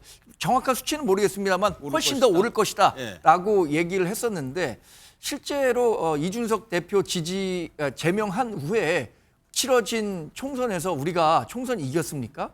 저는 그렇게 뺄셈의 정치를 해갖고는 보수 가뜩이나 지금 우리 사회에 비주류로 전락한 상태에서 승리하기 어렵다고 생각합니다. 예. 일정 부분 뭐 서 변호사께서 말씀하신 부분에 대해서는 동의하는 것도 있어요. 정권 초반에 전화 면접보다는 ARS에 그 국민의힘 지지자들이 적극적으로 응할 수 있다? 공감합니다. 그런데 그렇다고 해서 나온 지금의 지지율, 국민의힘이 만족해갖고 이번 지방선거에서 이길 수 있는 성적표입니까? 여전히 오차 범위 내에서 지고 있는 거 아니에요? 민주당 이재명 대통령 우리 국민의힘이 계속 못한다. 뭐 이해운 후보자의 낙마라든가 민주당에 있었던 공천원금 게이트라든가 다양한 악재들 쌓이고 있는데 그러면 지금 오차 범위 내로 국민의힘이 접어들었다고 해서 이 정도 성적에 안주해서 우리가 지방선거 치러야 된다라고 하면 동의할 수 있겠습니까? 그러니까 이거는 우리가 민주당을 앞섰다라는 결과가 갖고 온다면 그렇구나 이렇게 동의할 수 있겠지만 여전히 뒤지고 있는 결과를 갖고서 이게 진짜 민심입니다. 이렇게 보는 건 저는 착시라고 생각합니다. 만약에 제명 결정이 이뤄진다면 그 이후의 여론조사도 저희가 한번 보여드리도록 하겠습니다. 앞서 TK 얘기를 했는데 이준석 대표가 원래 쌍특검법과 동조하면서 협력하는 모양새였죠. 박근혜 전 대통령이 와서 단식이 끝난 거에 대해서 특이한 형식으로 종결이 됐다고 얘기를 했는데 한번 직접 들어보겠습니다. 단식 현장에 이준석 대표를 포함해서 박근혜 전 대통령 등이 방문했는데요. 이 대표의 평가는 어떻습니까? 이제 박근혜 대통령이 와서 만나는 형태로 끝낸 거는 뭔가 좀 예상치 못한 결말이면서도 괴는 안 맞습니다. 네. 예, 이게 사실 박근혜 대통령은 흘러간 물에 가까운 분이거든요. 근데 흘러간 물로 어떻게 앞에 나가는 방향을 돌릴 수 있겠느냐. 이건 좀 약간 안타까운 지점이 남는 거죠. 공조를 할 사안이 사실 박근혜 대통령의 출연이라는 특이한 형식으로 종결됐기 때문에 오히려 이제 그 실타래를 푸는 것은 국민의힘이 해야 될 것이다. 국민의힘 측에서 공조를 이어가고 싶다면은 어떤 개연성이었는지 또 앞으로 어떤 생각으로 그렇게 종결한 것인지는 설명해야 되지 않을까. 공조 관련한 질문을 받고 저렇게 특이한 방식으로 종결이 됐다. 서정표 그러니까 이준석 대표가 제기하는 거는 이거 정치적 비용이 따를 것이다. 무언가 있다라는 취지로 얘기를 했거든요. 그 부분에 대해서 어떻게 생각하세요? 아마 이제 본인이 원래 박근혜 대통령이 본인을 비대위원으로 발탁을 했잖아요. 예. 근데 지금은 이제 상당히 악연으로 사이가 소원해져 사이가 멀어졌죠. 예. 그러다 보니까 이제 비판적으로 보는데 저는 어차피 이게 공조가요. 개혁신당하고 국민의힘 공조가 오래 갈 수가 없어요. 이번에도 그냥 특검에 한해서 예. 공조에 이게 지방선거 선거연대 안 가는 거예요? 예, 공조까지 원래 가서는 안 된다. 이게 압도적인 여론입니다. 따라서 저는 원래 이준석 개혁신당에서도 선거 공조는 안 한다고 했고요. 예. 국민의힘에서도 선거 공조하면 소탐 대실이다. 이렇게 이런 게 더 많다. 이런 이야기예요. 따라서 저는 어차피 특검 외에는 공조가 없었기 때문에 앞으로 개혁신당 국민의힘에 연대는 없을 거다. 그걸 이제 이준석 대표가 이런 뉘앙스로 계속 박근혜 대통령 핑계를 대는 거죠. 장동혁 대표 기자회견인가 할 때 주황색 넥타이 메고 왔잖아요. 그거는 이제 특검에 한해서 제한적인 공조지 전면적인 선거 연대로 가면요. 오히려 마이너스가 날 수도 있는 거예요. 물론 이제 오세훈 시장이 되거나 후보가 정해지면 후보가 개인적으로 개혁신당하고 단일화하는 것까지 막을 수는 없지만 그렇게 당 차원에서 아마 전면적인 연대 이거는 비판 요인이 너무 많아요. 이준석 대표에 대해서도 한동훈 전 대표만큼 이게 비호감성이 너무 많아서 아마 연대가 안 될 거로 저는 봅니다. 그게 당내에서 일반적인 분위기입니다. 일반적인 분위기. 예, 계속 분당질 치다가 나갔는데 확인해 일반적인 분위기입니까? 글쎄요, 한동훈 전 대표나 이준석 전 대표나 갖고 있던 가치는 좀 비슷한 것 같아요. 그러니까 국민의힘이 보수 진영에만 머물러서는 원내 일당이든 정권 창출이든 할 수 없다. 그러니까 이준석 전 대표도 과거 탄핵의 강을 건너야 정권 창출 가능한다라고 해서 중도 외연 확장에 기치를 들었었던 것이고 한동훈 전 대표도 2024년 총선에서 자신이 비대위원장으로 활약했습니다. 그때 실패한 후에 바로 한 얘기가 그거였어요. 수도권에서 이길 수 없는 정당으로는 뭐든 할 수 없다. 그러니까 수도권에서 이기기 위한 정당을 만들려면 중도 외연의 가치를 갖고 정치를 해야 한다라고 얘기를 했었던 건데 두 사람이 지향하는 가치는 같은데 지금 장동혁 대표가 지향하는 가치는 결이 좀 다른 거죠. 그러니까 이준석 대표도 지금 당장 장동혁 대표랑 손 내밀고 이번 그 지방선거도 같이 치르자 이렇게 하기 어려울 겁니다. 저는 그 특검과 관련해서는 그 사안에 대해서 연대하겠다라는 방침은 있었겠지만 더 나아가서 선거연대까지 가기에는 장동혁 대표가 만들어준 공간이 너무 적다 이렇게 평가합니다. 장동혁 대표가 이준석 대표가 얘기했었던 윤석열 전 대통령과의 절연, 나아가 퇴출, 그리고 앞으로는 뭐 이 계엄과 관련해서는 정말 두말 않고 반성한다 이런 식의 메시지를 내지 않는 한 이준석 대표가 굳이 장동혁 대표 손 잡으려고 하겠습니까? 예. 소설 변호사께 하나 여쭤볼게요. 일각에서는 탄핵된 대통령이 와서 단식을 끝내는 상황, 그리고 TK라는 지역, 이것이 국민의힘 입장에서는 확장성이라고는 없는 선택지였잖아요. 이 부분에 대해서 그러면 선거를 앞두고 있는 상황에서 이 부분에 대한 뭐 지적이나 해석은 어떻게 생각하세요? 근데 그 보수 쪽에서는 이제 그 박 대통령 탄핵이 상당히 좀 억울하다. 지금 이게 뭐 드러난 게 뭐 있냐, 그 이후 재판 과정에 이런 여론이 압도적으로 많고요. 그리고 이게 윤 대통령 탄핵에 대해서도 좀 비판하는 분이, 그러니까 윤 대통령이든 박근혜 대통령이든 억울하게 탄핵당했다. 이게 보수 쪽의 압도적인 여론이거든요. 근데 문제는 이제 그 물론 중도로 자꾸 확장만 생각하면 아무래도 이게 좀 장애가 된다 이렇게 보는 분도 있는데, 근데 지방선거는요 투표율이 50-60%예요. 자, 그러면 이게 보수가요, 찐보수, 소위 뭐 극우라고 하는 보수가 한 30 되고 진보도 한 30 될 거예요. 이분들이 투표하는 거예요. 30대 30의 싸움이다. 중도 40이 결정하는 게 아니에요. 그러니까 정청래 대표도 잘하고 있는 거예요. 그냥 강성 지지층 개딸만 보고 계속 밀어붙이잖아요. 사법 장악이든 뭐든 중도를 보고 정치하는 게 아니에요. 정청래 대표도 그거 잘하고 있는 거예요. 제가 볼 때 장동혁 대표도 확실한 게 강경 보수만 결집시키면 지방선거는 해볼 만한 거예요. 지금 어설프게 중도 잡는다고 신기루 쫓아서 뭐 이게 중도로 쫓아간다고 되는 게 아니고 식토끼가 잘 있으면 산에 있는 토끼가 요리 내려옵니다. 방향 보다가. 그 전략을 쓰고 있는 거예요. 저는 기존에 제가 가지고 있던 정치 공식이 조금 흔들리는 그러니까 것 같아요. 이 부분에 대해서 어떻게 우리 생각하세요? 서정욱 변호사 같은 유튜버들이 조언을 잘하시는 것 같아요. 장동혁 대표를 민주당 입장에서. 계속 고립시켜가지고 다 파내라 이거죠. 한동훈 전 대표 파내고, 한동훈 전 대표 파내면 그 다음에 파낼 사람이 누구냐? 파낼 사람이 없으면 들어올 사람을 못 들어오게 하는 거죠. 이준석도 배신자라고 하잖아요. 고성국 씨나 뭐 전한길 씨가 이 사람 데려와봤자 도움도 안 된다는 거잖아요. 그럼 당연히 안 데려올 것이고, 그리고 지금 국민의힘이 민주당이라든가 이재명 정부와 견제와 균형을 이루어줘야 되는데 한동훈과 자꾸 싸워갖고 이기려고 그래요. 좀 특이한 정당이고, 쌍특검을 제시했을 때 아니 민주당이 통일교 특검 받는다는 거잖아요. 근데 쌍특검 하자고 단식하는 분도 또 특이한 분이에요. 저는 이런 분 처음 본 것 같아요. 그리고 또 단식을 종결할 것 때는 막 뭐 여당과 싸우다가 끝까지 버티다가 단식을 종결하잖아요. 근데 박근혜 전 대통령 오니까 종결을 해요. 박근혜 전 대통령이 지금 단식과 무슨 상관이 있습니까? 뭐 박근혜 전 대통령이 쌍특검을 왜 안 받습니까 하면서 자신도 정치하겠다 이런 거 아니잖아요. 그냥 와가지고 종결하십시오. 네, 감사합니다 하고 종결한 거예요. 그래서 국민들 입장에서 굉장히 뜬금없는데, 문제는 박근혜 전 대통령도 탄핵된 사람이잖아요.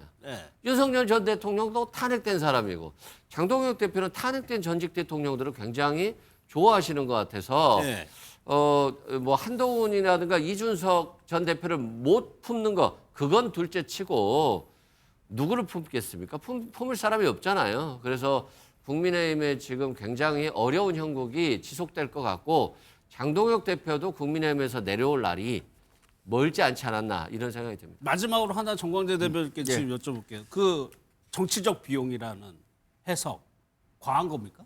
어떤 정치적 비용 그러니까 박근혜 전 말씀하시는 거죠? 대통령이 상경에서 단식을 중단한 거에 따른 정치적 비용을 지불해야 될 것이다. 전 뭐 그렇게 음모론적인 시각으로 보지는 않습니다. 박근혜 전 대통령이 장동혁 대표가 당 대표로서 정말 헌신하고 고생하고 있다라는 부분에 대해서, 그리고 명분 있는 좀 출구 전략을 찾지 못하고 있는데, 그 출구 전략이라는 것이 사실 민주당이 어떤 식으로든 특검에 응하고 뭐 대통령도 이런 식의 메시지를 내놓고 정무수석이 가서 만류하는 듯한 그런 거라도 있었어야 하는데, 전혀 그런 가능성은 없어 보이고, 그런 종합적인 것들을 고려해서 박근혜 전 대통령이 어려운 걸음을 했다고 생각하기 때문에 정치적 계산까지 제가 여기서 말씀드리지는 않겠습니다. 사실관계 하나만 교정을 하면 청와대 정무수석이 가겠다고 얘기했잖아요. 가겠다고 얘기했는데 오지 말아라. 그랬죠. 지금 왔는다. 근데 그 사이에 누가 왔냐? 박근혜 전 대통령이 온 거잖아요. 제가 볼 때는 계산된 방식이라고 저희 이해할 수밖에 없는 측면이 있는 거죠. 사실관계만 교정하려고 말씀드렸습니다. 알겠습니다.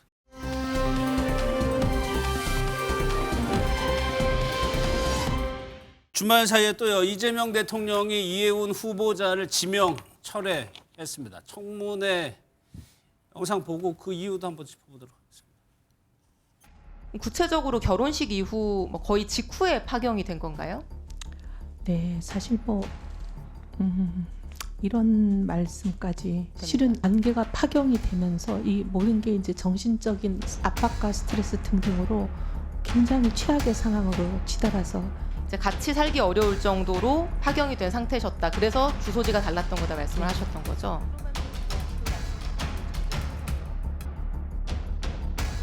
후보자님, 야! 이렇게 말하시면 안 되는 거 아닙니까? 이렇게 말하시면 안 되는 거죠. 저는 사과를 했다고 생각했고 제 사과가 좀 전달이 되지 않았을까 했는데 필요하면 이 아파트 내가 포기하겠다. 이 정도는 각오를 가지셔야 그런 용의가 있으신 거예요? 예? 대답을 하세요. 거기 끄떡끄떡 하시면 누가 압니까? 속기록에 남겨야지. 네. 내가 뭐예요? 있다고요. 이재명 대통령은 숙고와 고심 끝에 이해운 기획예산처 장관 후보자의 지명을 철회하기로 결정하였습니다. 후보자는 보수 정당에서 3차례나 국회의원을 지냈지만 안타깝게도 국민 눈높이에 부합하지 못했습니다. 어제 홍익표 수석이 지명 철회 소식을 전했습니다. 예상보다는 빨랐어요. 뭐가 결정적으로 사실 이재명 대통령이 신년기자 간담회에서 지명 철회부 고민 중이다는 취지로 얘기를 하면서 예견됐다고 분석도 있었고. 그렇죠. 이제 문제가 있는 것 같다라고 얘기를 했었고 그렇다고 하더라도 지명을 했으니 그 후보자가 청문회를 통해서 좀 해명할 수 있는 시간을 가져야 되는 게 맞지 않는가라고 하면서 청문회를 보면서 좀 비교를 해보자라고 얘기했던 것 같은데 일단 그 청문 과정에서 어떤 말씀드렸던 우리나라에서 가장 중요한 게 두 가지인데 하나가 뭐냐면 입시 문제가 그다음에 또 하나가 부동산 문제. 이 두 가지가 계층 상승의 사다리 같은 역할을 하는 거여서 이 문제와 관련해서 뭐가 걸리게 되면 국민들이 엄청나게 분노할 수밖에 없는 상황이에요. 아니 어떻게 이렇게 이런 일들을 벌 수가 있지라고 하는 생각. 그러면 말씀하신 것처럼 국민 여론이 여기 동의할 수 없는 거 아니겠습니까? 대통령의 인사권은 존중받아야 합니다만 국민 여론보다 더 높은 건 아니거든요. 그래서 저는 이재명 대통령 스스로도 통합의 정치라는 가치도 중요합니다만 더 중요한 건 국민들의 신뢰가 무너지면 안 된다라고 판단했던 것 같고 그래서 아마 민주당에다가 요청을 했는데 민주당에서 그 자료가 오기 전에 내부적으로 아마 국민 여론이 어떤지 아마 청취를 했을 것 같아요. 그리고 또 뭐 종교단체 같은 경우도 지명을 철회하라는 얘기들이 나왔었고요. 이런 여러 가지 정황을 감안했을 때 이 문제를 가지고 더 시간을 끌기보다는 임명했던 임명권자가 지명을 처리하는 것이 정치적인 책임을 지는 자세가 맞는 것 같다라고 본인 스스로 판단했다는 생각이 들고 저는 이런 판단은 저는 훨씬 더 좋은 방식이다.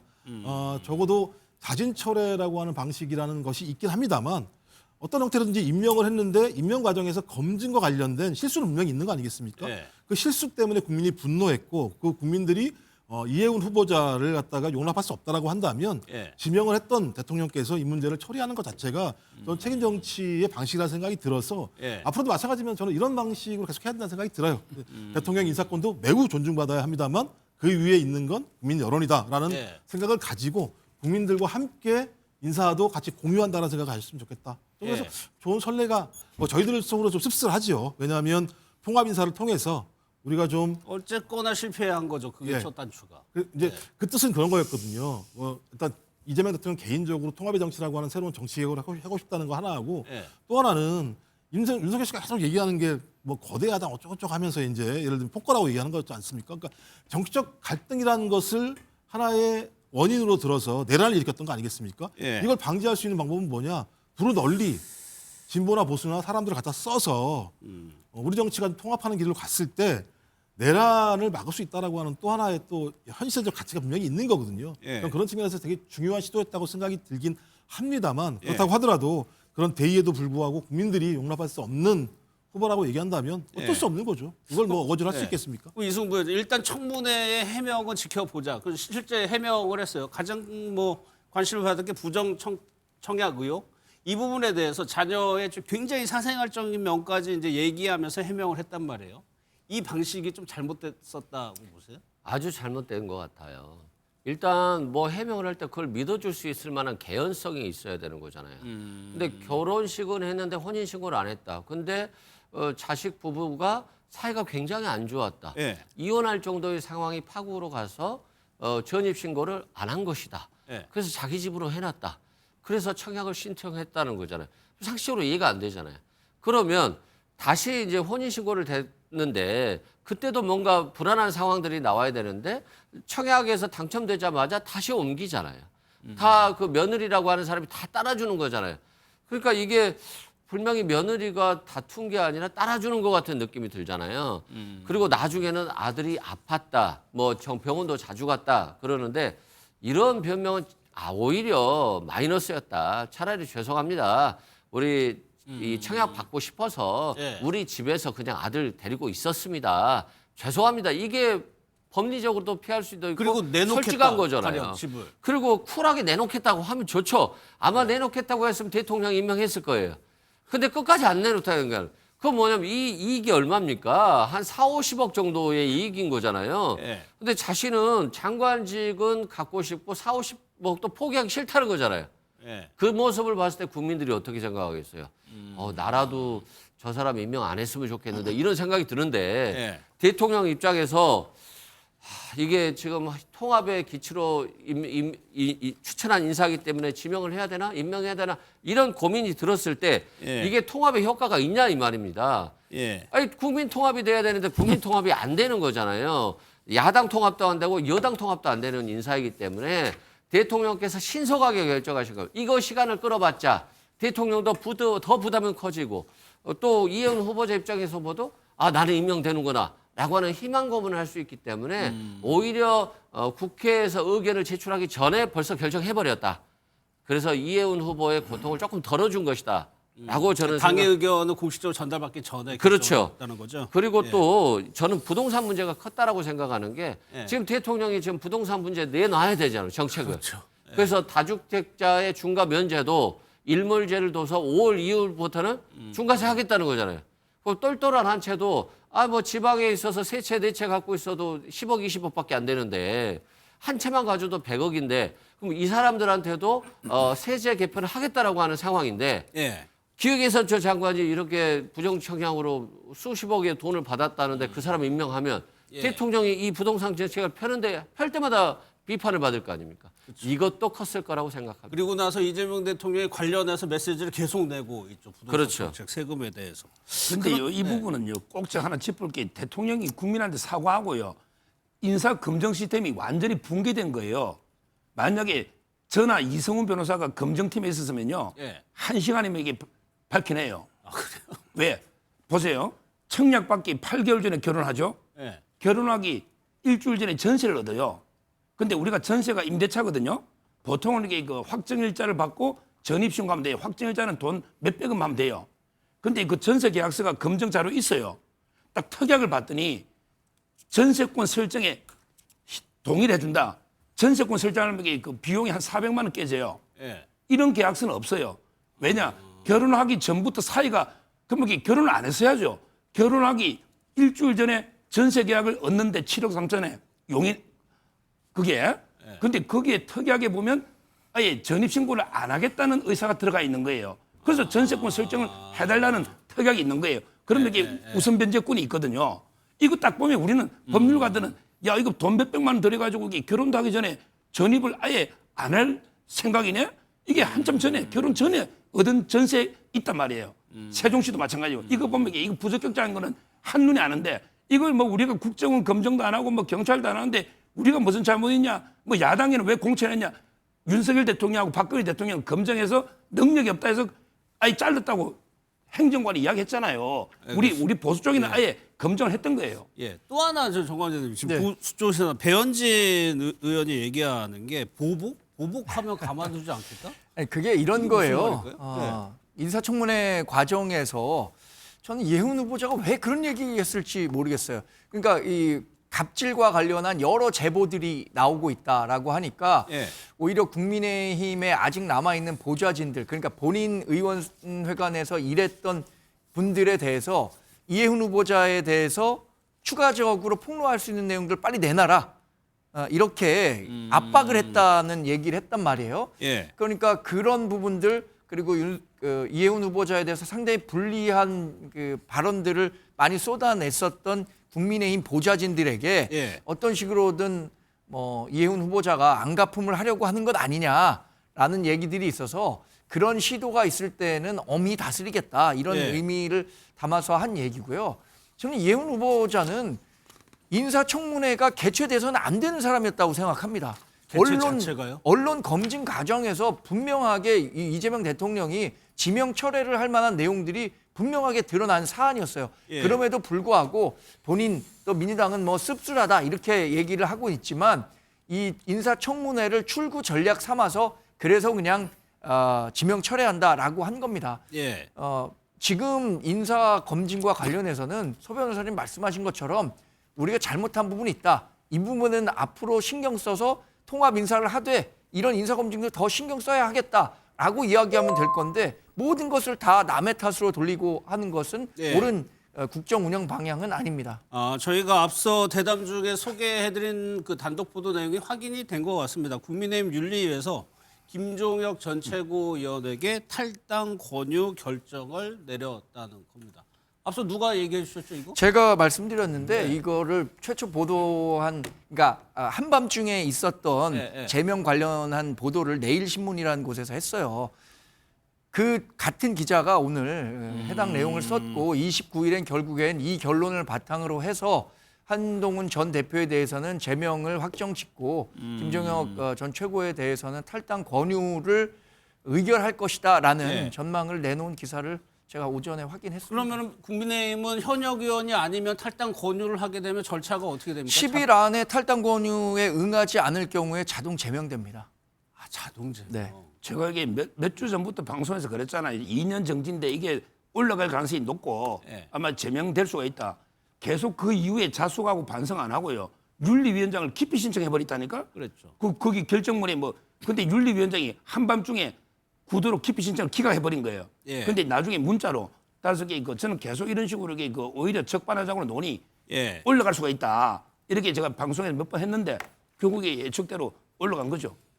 탈당 권유라고 하지만 이게 10일 제명입니다. 뒤에는 강제적으로 제명입니다. 제명이 그러면 한동훈 전 대표 제명, 가장 최측근이라고 하는 김종혁 전 최고위원도 사실상 제명.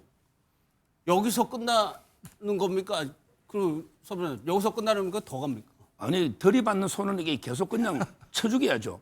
들이받는 소는 그 소 주인까지요. 제 말은 이게 당이 기강이 안 서면 당이 안 된다니까요. 이런 당 해체해야 돼요. 당이 기강이 안 서면. 따라서 이게 그냥 바른 말 쓴소리, 저도 쓴소리 많이 합니다. 장동희 대표 체제에 대해서도 쓴소리 하는 거하고 그냥 이게 비난하고 무조건 이게 허위 가짜 뉴스로 이게 막 공격하고 이거하고는 틀린 거예요. 분탕질하고는. 이건 내부 총질은 엄중하게 징계해야 돼요. 그러니까 윤리위에서 결정이 났고 그러면은 이제 최고위가 이제 목요일 최고위 유력하다고 얘기했어요. 그러면 이후에 한동훈 전 대표는 어떻게 대응해야 됩니까? 선택지요. 네 가지가 크게 얘기되고 있는 것 같습니다.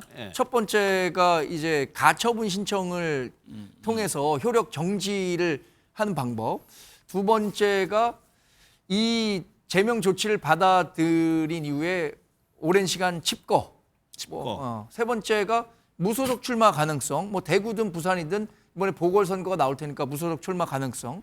네 번째가 이른바 한동훈계라고 하는 현역 의원들이 나와서 신당을 창당한다. 이런 크게 네 가지 시나리오가 언급되고 있는데 저는 첫 번째와 네 번째 옵션은 한동훈 전 대표의 머릿속에 없을 거라고 생각합니다. 가처분하고 신당 창당은 없고. 가처분과 관련해서는 이미 재심의 시간을 준 것은 본인들이 내린 결정이 절차적인 문제가 있고 내용에도 문제가 있다는 점을 인식하고 그걸 소명하라는 기회를 준 거라고 생각해요. 그러니까 가처분이 있더라도 가처분이 인용될 수 있잖아요. 그런 조치가 없으면. 그렇기 때문에 소명 기회를 준 건데 그런 측면에서 가처분 신청은 없을 것 같고 신당 창당이라는 것도 2028년 총선까지 굉장히 긴 시간이 남았기 때문에 그 정치적 공간을 마련할 수 없다는 측면에선 선택지가 될 수 없다고 봅니다. 예. 그러면 두 번째, 세 번째, 첫 번째가 이제 장기간 칩거하는 것이고 두 번째가 무소속 출마의 가능성인데 이것은 뭐 저는 정치를 지금 한동훈 전 대표 같은 경우는 뭐 그래도 정치적 거물로 된 거 아닙니까? 이분이 알아서 판단을 하고 본인에게 지지하는 사람 설득하고 지지하지 않는 사람들도 설득해서 본인의 성과물을 만들어내야 하는 상황으로 한동훈 전 대표가 가게 되는 것 아닌가 생각합니다. 근데 저는 여기서 얘기 듣다 보니까 만약에 무소속 출마를 TK나 PK제에서 준비한다. 또 당이 공식적으로 개입할 수는 없겠지만 무언가 견제하려고 하는 또 움직임이 있겠네요, 또. 저는 이게 무소속 출마도 없다 봐요. 예. 무소속 출마 가지고 떨어질 당선될 가능성이 거의 제로인데 예. 근데 왜 출마하겠습니까? 한번 생각해 보세요.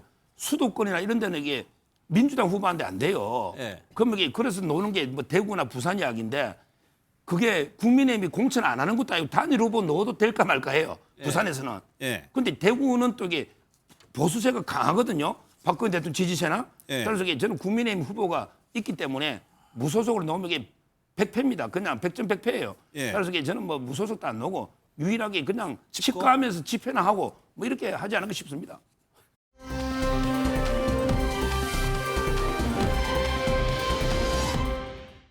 민주당 상황도 봐야 되는데 이현주 최고위원이 정청래 대표를 또 비판했는데 그 얘기 듣고 좀 두 분께 여쭤보겠습니다. 자꾸 대통령 운영하면서 대통령을 파는 것은 더 심각한 문제다. 왜냐하면 저희가 확인했지만 전혀 대통령하고 사전에 논의된 바 없고요. 말씀드린 대로 어떤 전체적으로 정치권의 통합이 하나의 지론으로서 우리가 연대와 통합의 정신을 얘기하는 것과 완전히 다른 차원의 얘기라서요. 국정에 미칠 파장이라든가 이런 걸 전혀 고려하지 않은 아주 있을 수 없는 행동이라고 생각을 합니다. 예.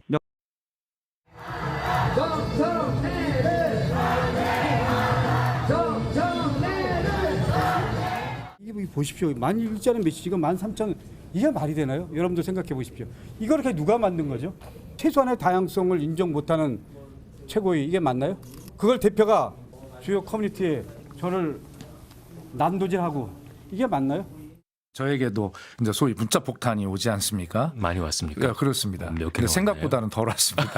저는 한 400개 정도 받았는데 당황스러울 수 있지만 이것은 당 대표의 정무적 판단과 정치 결단의 영역에 해당할 수 있다. 합당 선언으로 민주당 내부가 지금도 좀 시끄러운 것 같은데 정청래 대표가 이런 글을 올렸어요. 흔들리지 않고 피는 꽃이 어디 있겠느냐라는 건데 강덕구 최고위원이요. 이걸 받아가지고요. 흔들리는 것은 뿌리 없는 꽃뿐이다라는 취지의 글을 썼습니다. 당원의 뜻은 독단으로 꺾었습니다. 지금 이렇게 양분돼 있다고 봐야 돼요, 의견이 당내에서? 뭐 일단 양분이라고 하는 건 당내에 뭐 딱 둘로 나눠져 있는 계파가 있다 이런 차원의 문제는 아니고요. 예. 합당 문제와 관련해서 견해가 다르다.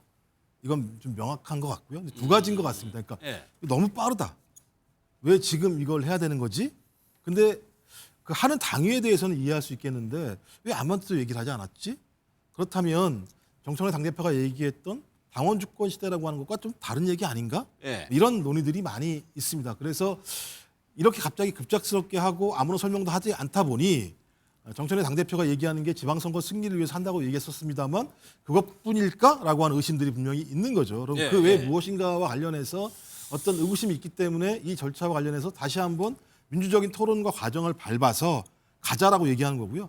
저는 그래서 갈등이 당분간 쉽게 봉합될 것 같지는 않은데 일단 이해찬 전 총리께서 돌아가셨기 때문에 한 일주일 동안은 이 문제 관련해서 논의는 벌어지지 않을 거라는 생각이 듭니다만 예. 이 문제가 끝나면 다음 주부터 저는 서서히 좀 중재안이 나올 거라고 봐요. 어떤 형태로든지 이 문제를 강행할 것이 아니라 예. 어떤 중재안을 통해서 당이 자유롭게 토론하고 서로 예를 들면 갈등을 갖다가 좀 건강하게 소화할 수 있는 방식으로 가자라는 제안이 나올 것 같다는 생각이 들어서 예. 아마 저희가 좀 이 내용을 지켜봐야 될 것 같긴 합니다만 어떤 형태든지 제가 볼 때 정청래 당대표가 이번에 제기한 방식 예. 같은 경우는 상당히 좀 당원들 입장에서는 당혹스러운 측면이 분명히 있었다. 그래서 이것들을 교정하지 않는다면 예. 또 분란은 좀 더 앞으로 가지 않을까라는 느낌이 들기는 합니다. 친문과 다시 함께할 수 없다 이런 여론도 있습니까? 뭐 제가 볼 때 그 친문이라고 얘기하는 건 일부 당원들이 이렇게 문제제기하는 건데요. 예. 기본적으로 대통령과 당 대표를 동급에 보고 뭐 친명, 친청 이렇게 얘기하는 건 오히려 외부에서 민주당을 좀 갈라치게 하려고 하는 측면이 분명히 있는 것 같고요. 예. 합당이라고 하는 큰 틀에는 동의하지만 거기로 가는 과정에 대한 견해 차이라고 이해했으면 좋겠습니다. 알겠습니다.